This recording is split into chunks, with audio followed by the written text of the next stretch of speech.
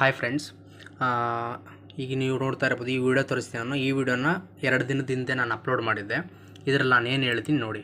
ಒಳಗಡೆ ಏನಾದರೂ ಕ್ಲೋಸ್ ಆದರೆ ನಾವು ಇಲ್ಲಿಂದ ಸ್ವಲ್ಪ ರೀಟೆಸ್ಟ್ಗಾಗಿ ವೇಟ್ ಮಾಡಿ, ಇಲ್ಲೊಂದು ರೆಡ್ ಕ್ಯಾಂಡಲ್ ಏನಾದರೂ ಫಾರ್ಮೇಷನ್ ಆದರೆ ಡೌನ್ ಸೈಡಲ್ಲಿ ಎಂಟ್ರನ್ನ ಪ್ಲಾನ್ ಮಾಡ್ಬೋದು.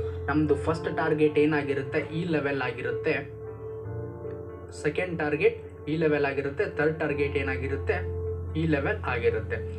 ಎಸ್, ಈಗ ನಾನೇನು ಹೇಳಿದೆ, ಇಫ್ ಇನ್ ಕೇಸ್ ಏನಾದರೂ ಈ ಟ್ರೆಂಡ್ ಲೈನ್ನ ಕೆಳಗಡೆ ಏನಾದರೂ ಒಂದು ಕ್ಯಾಂಡಲ್ ಕ್ಲೋಸ್ ಆಗಿ ರೀಟೆಸ್ಟ್ ಆಗಿ ಕೆಳಗಡೆ ಏನಾದರೂ ಬಂದರೆ ಇಲ್ಲಿವರೆಗೂ ನಮ್ಮ ಫಸ್ಟ್ ಟಾರ್ಗೆಟ್ ಆಗುತ್ತೆ, ಇದು ನಮ್ಮ ಸೆಕೆಂಡ್ ಟಾರ್ಗೆಟ್ ಆಗುತ್ತೆ ಅಂತ.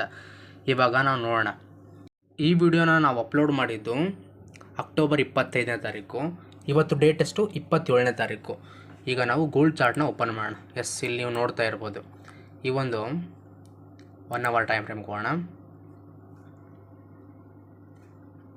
ಎಸ್, ಇಲ್ಲಿ ನೀವು ನೋಡ್ತಾ ಇರ್ಬೋದು, ಇದೊಂದು ಟ್ರೆಂಡ್ ಲೈನ್ ಇದೆ. ಈ ಟ್ರೆಂಡ್ ಲೈನ್ನ ಕೆಳಗಡೆ 15 ಮಿನಿಟ್ ಟೈಮ್ ಫ್ರೇಮಲ್ಲಿ ಒಂದು ಕ್ಯಾಂಡಲ್ ಕ್ಲೋಸ್ ಆಗಿದೆ.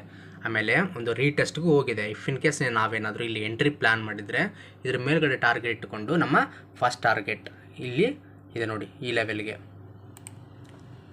ಇಲ್ಲಿದೆ ನೋಡಿ, ಇದೇ ಲೆವೆಲ್ಗೆ ಬಂದು ಫಸ್ಟ್ ಟಾರ್ಗೆಟ್ ನಮ್ದು ಹಿಟ್ಟಾಗಿ ಮಾರ್ಕೆಟ್ ಮೇಲ್ಗಡೆ ಇಲ್ಲಿದೆ. ಫಸ್ಟ್ ಟಾರ್ಗೆಟ್ ಹಿಟ್ಟಾಗಿ ಇಲ್ಲಿಂದ ಮಾರ್ಕೆಟ್ ಮೇಲ್ಗಡೆ ಹೋಗಿದೆ.